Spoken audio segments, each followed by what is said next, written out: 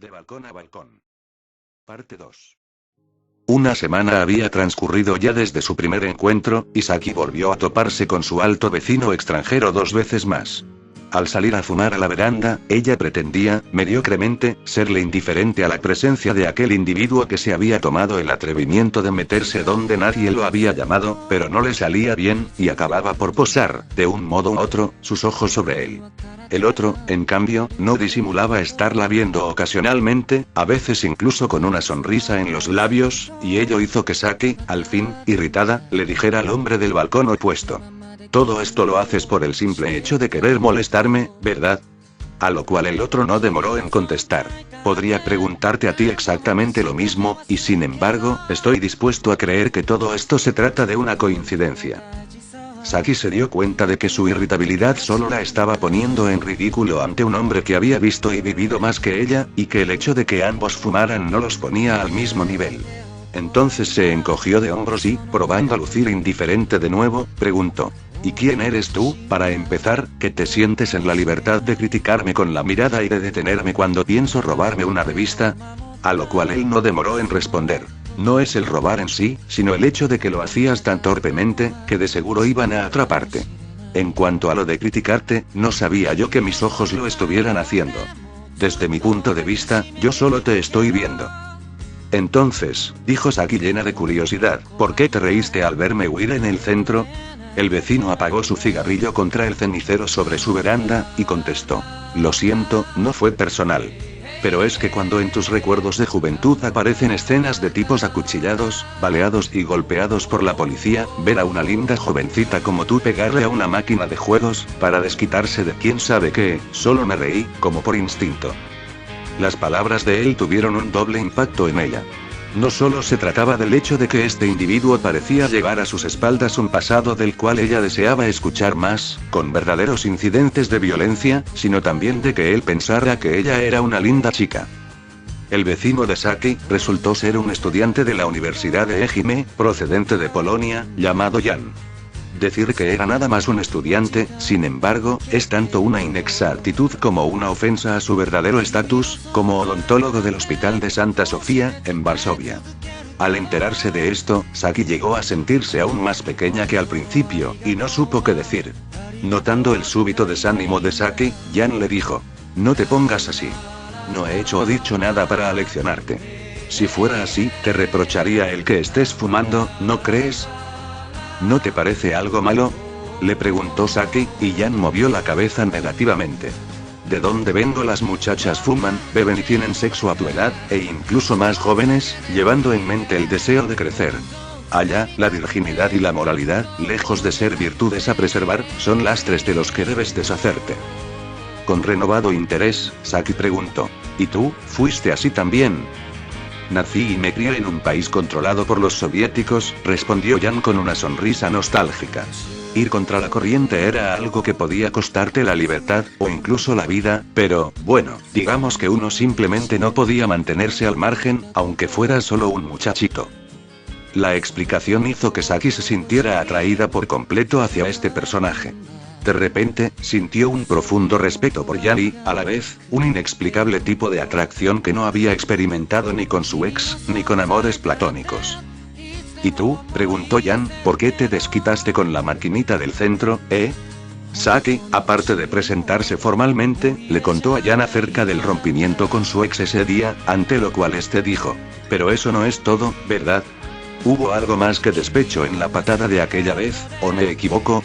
Saki, por supuesto, asintió, y poco a poco fue contándole a Jan acerca de la conducta de su madre, y de cómo ella, y a la larga a la sociedad en general, esperaban lo mejor de ella y de su hermanito. La práctica inexistencia de una figura materna, y las motivaciones hipócritas de gente que no conocía ni conocería jamás cómo era en realidad, terminaron por ser la fuerza que impactara la maquinita de juegos del centro. Luego de una pausa, Jan preguntó: «¿Y tu papá?». «Papá murió en un accidente de tránsito, cuando mi hermano menor tenía solo meses de haber nacido. Mamá al principio se sintió muy dolida por la pérdida de papá, pero al cabo de un año empezó a actuar de forma insensible y materialista. Fue entonces cuando poco a poco comenzó a ascender puestos en la compañía, y llegar hasta donde está. Lo que tuvo que hacer para ello, sea lo que fuere, debió incluir el acostarse con más de alguien. A estas alturas eso ya no me molesta.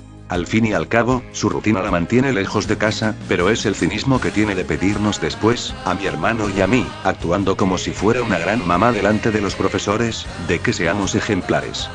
Jan encendió un nuevo cigarrillo, y luego de exhalar su humo, dijo: pero aún así realmente deseas sacar las mejores notas e ir a una buena universidad, ¿verdad? A lo que Saki respondió con prontitud, buscando justificarse. Porque en este país todas las mejores universidades están lejos de aquí. Entre más me acerque a esa meta, más cerca estaré de salir de este lugar. Las confesiones fueron dándose una tras otra, y Saki comenzó a disfrutar mucho del ser escuchada por alguien como Jan, quien parecía comprenderla de verdad. Se sentía un poco extraño para ella el platicar tan abiertamente en japonés con un extranjero, pero poco a poco él fue quitándole la timidez con más de sus vivencias de Guerra Fría, y las cosas que los jovencitos de esa generación hacían para contrariar a las autoridades soviéticas.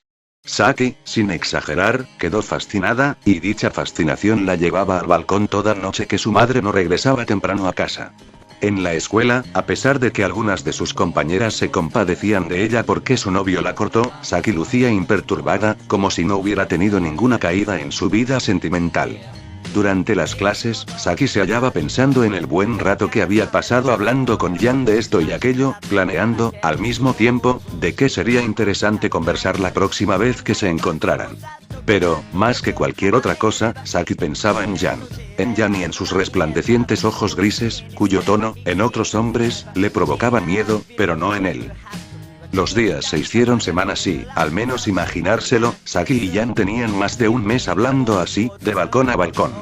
Saki llegó a pensar en él más de lo que se hubiera imaginado y, justo antes de preguntarse si había llegado a enamorarse de él o no, le inquietó saber qué sentía él por ella.